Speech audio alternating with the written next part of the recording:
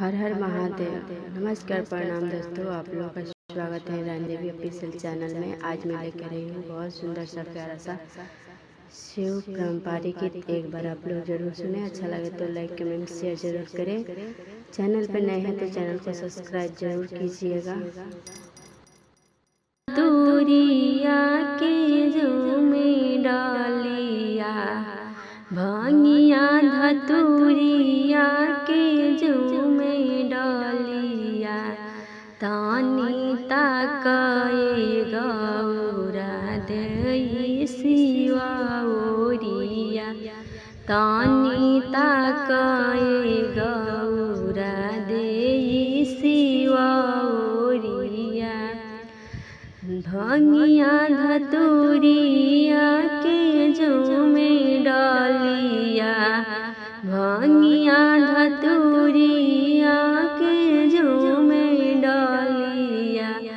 तानी ताकाए गौरा देई शिवा ओरिया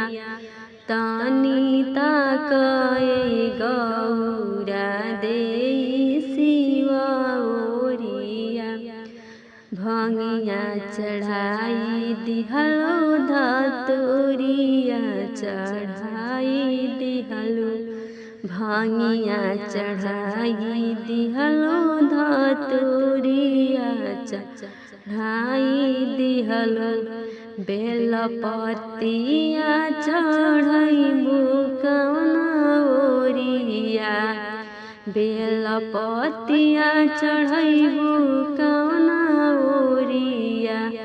तानी ताकाए गौरा देई शिवा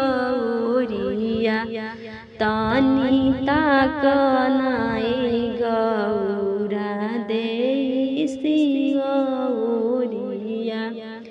भांगिया चढ़ाई दिहलो धतूरिया चढ़ाई दिहलो भांगिया चढ़ाई दिहलो धतूरिया चढ़ाई दिहलो दूधवा चढ़ैबू कौना ओरिया दूधवा चढ़ैबू कौना ओरिया तानी ताकाए गौरा देई शिवा ओरिया तानी ताकना गौरा देई शिवा ओरिया तानी ताकना गौरा देई शिवा ओरिया भांगिया धतूरिया के झूमी डालिया भांगिया धतूरिया के झूमी डालिया तानी ताकना